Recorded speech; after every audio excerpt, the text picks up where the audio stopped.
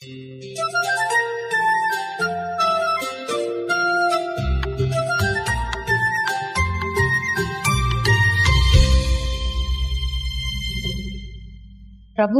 ప్రియమైన శ్రోతలకు వందనములు. ఈ పోడ్కాస్ట్ కార్యక్రమమునకు స్వాగతం. మీ అందరి కొరకు ఈ కార్యక్రమమును ప్రసారం చేయుచున్నాం. విని దైవాశీస్సులు పొందుకోగలరు. ప్రభువైన యేసుక్రీస్తు నామములో అందరికీ శుభములు, వందనములు తెలియపరుస్తున్నాం. ఈ దినకాల సమయంలో మన వాక్య ధ్యానము హెబ్రీలకు రాసిన పత్రిక 5వ అధ్యాయం 4-5 వచనాలు. మరియు ఎవడును ఈ ఘనత తనకు తానే వహించుకొనడు గాని అహరోను పిలువబడినట్టుగా దేవుని చేత పిలువబడిన వాడే ఈ ఘనత పొందును. అటువలే క్రీస్తు కూడా ప్రధాన యాజకుడగుటకు తన్ను తానే మహిమపరచుకొనలేదు. కానీ నీవు నా కుమారుడవు, నేను నిన్ను కనియున్నాను అని ఆయనతో చెప్పిన వాడే ఆయనను మహిమపరచెను.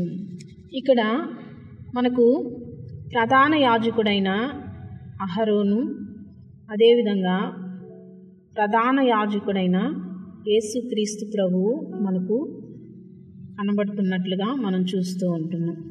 ప్రధాన యాజకుడైన అహరోనికి కొన్ని అర్హతలు ఉన్నాయి. అదేవిధంగా యేసుక్రీస్తు ప్రభు అయిన ప్రధాన యాజకునికి కొన్ని అర్హతలు ఉన్నాయి. అయితే దేవుని వాక్యము ఈ అర్హతలను బట్టి యేసుక్రీస్తు అహరోను కన్నా శ్రేష్ఠుడు అని మనము గ్రహించగలం. ప్రధాన యాజకుడైన అహరోను అర్హతలను మనం చూద్దాం. హెబ్రీలకు రాసిన పత్రిక 5వ అధ్యాయం 1వ వచనంలో మనం చూడగలిగినట్లయితే, ప్రతి ప్రధాన యాజకుడును మనుషులలో నుండి ఏర్పరచబడిన వాడై పాపముల కొరకు అర్పణములను బలులను అర్పించుటకు దేవుని విషయమైన కార్యములు జరిగించుటకై మనుషుల నిమిత్తము నియమింపబడును. మనుషుల్లో నుండి దేవునిచే ఏర్పరిచిన వాడిగా అహరోను ఉన్నట్లుగా మనం చూస్తూ ఉంటున్నాం.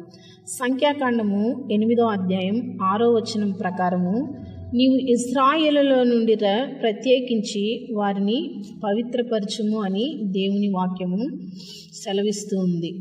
ఇశ్రాయేలులో నుండి ప్రతి ఒక్కరిని కూడా ప్రత్యేకపరిచి వారిని పవిత్రపరిచే అర్హత ఒక ప్రధాన యాజకుడైన అహరోనుకు ఉన్నట్లుగా మనం చూస్తూ ఉంటున్నాం. సంఖ్యాకాండము 8వ అధ్యాయం 19వ వచనం ప్రకారము, ఇశ్రాయేలుల నిమిత్తము ప్రాయశ్చిత్తము చేయుటకు ఇశ్రాయేలులో లేవీలను అహరోనుకును అతని కుమారులకు ఇచ్చి అప్పగించినట్లుగా మనం చూస్తూ ఉంటున్నాం. లేవీకాండము 8వ అధ్యాయం 1-9 వచనాల్లో మనం చూడగలిగినట్లయితే, యాజకునికి ప్రత్యేకమైన వస్త్రాలు ఉండాలి అని దేవుని వాక్యం సెలవిస్తూ ఉంది. అహరోను సంతానమునకు మాత్రమే నిత్యము యాజకత్వం చేసే అర్హత దేవుడిచ్చినట్లుగా మనం చూస్తూ ఉంటున్నాం. హెబ్రీలకు రాసిన పత్రిక 5వ అధ్యాయం 1-4వ వచనం వరకు మనం చూడగలిగినట్లయితే, అర్పణలను బలులను అర్పించువాడిగా అహరోను ఉన్నట్లుగా మనం చూస్తూ ఉన్నాం. ఆయన మనుషులలో నుండి ఏర్పరచబడిన వాడుగా ఉన్నాడు. ఇశ్రాయేలులో నుండి ప్రత్యేకించి పవిత్రపరచబడిన వాడుగా ఉంటున్నాడు. అదేవిధంగా ఇశ్రాయేలు నిమిత్తం ప్రాయశ్చిత్తం చేయుటకు ఇశ్రాయేలులో లేవీలను అహరోను కుమారులకు అప్పగింపబడినట్లుగా మనం చూస్తూ ఉంటున్నాం. యాజకునికి అహరోనికి ప్రత్యేక వస్త్రాలు కలిగి ఉన్నట్లుగా మనం చూస్తూ ఉంటున్నాం. నిత్య యాజకత్వము అహరోను సంతానానికి ఇవ్వబడినట్లుగా మనం చూస్తూ ఉంటున్నాం. అర్పణలు బలులను అర్పించేది అహరోను కుమారులుగా ఉన్నట్లుగా మనం చూస్తూ ఉన్నాం. అయితే యేసుక్రీస్తు ప్రభువారు ప్రధాన యాజకుడిగా ఉన్నాడు. ఆయనకు కూడా కొన్ని అర్హతలను దేవుడు ఇచ్చి ఉన్నాడు. హెబ్రీలకు రాసిన పత్రిక 5వ అధ్యాయం 5-6 వచనాల్లో మనం చూడగలిగినట్లయితే, దేవుని చేత నియమింపబడిన వాడుగా మనం చూస్తూ ఉంటున్నాం.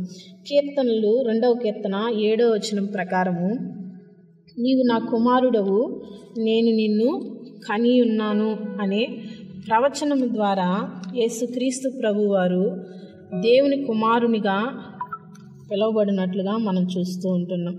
104వ కీర్తన 4వ వచనం ప్రకారము, నీవు మెల్కీసెదెకు క్రమం చొప్పున నిరంతరము యాజకుడివై ఉన్నావు అని దేవుని వాక్యం సెలవిస్తూ ఉంది. అహరోను నూనెతో అభిషేకింపబడితే యేసుక్రీస్తు వారు ఆత్మతో అభిషేకింపబడిన వాడుగా మనం చూస్తూ ఉన్నాం. అహరోను యాజకత్వము కొంతకాలమే చేస్తే ప్రభువు నిరంతరము యాజకుడిగా ఉన్నట్లుగా మనం చూస్తూ ఉన్నాం. తను తాను బలిగా అర్పించుకొని కన్నీటితో విజ్ఞాపన ప్రార్థన చేసే ప్రధాన యాజకుడిగా క్రీస్తు వారు ఉన్నట్లుగా మనం చూస్తున్నాం. యేసుక్రీస్తు భయభక్తులు కలిగి విధేయత చూపిన వాడుగా మనం చూస్తూ ఉంటున్నాం. నిత్య రక్షణకు ఆయన కారకుడైనాడు కాబట్టి ఆయన ప్రధాన యాజకుడిగా ఉన్నట్లుగా చూస్తూ ఉన్నాం. ఏ పాపము ఆయనలో లేదు కాబట్టి ఆయన పాపుల కొరకు పాపముగా మార్చబడినట్లుగా మనం చూస్తూ ఉంటున్నాం. అయితే వీటిని బట్టి మనము యేసుక్రీస్తు ప్రభువారు అహరోను కంటే శ్రేష్ఠుడు అని మనము చెప్పగలం. ఇందును బట్టి యేసుక్రీస్తు ప్రభువారిని మనము నిత్యము ఆరాధించి గణపరిచి మహిమపరచుదుముగాక. ఆమేన్. ఈ కార్యక్రమమును గూర్చి మీ సలహాలు మరియు మీ ప్రార్థనా అవసరతల కొరకు మమ్మను సంప్రదించవలసిన మా ఫోన్ నంబర్ 9485585039 మరియు ఈమెయిల్ ఐడి info@fibaonline.org. మా ఫోన్ నంబర్ మరొకసారి 9480585039. Email ID info@fibaonline.org.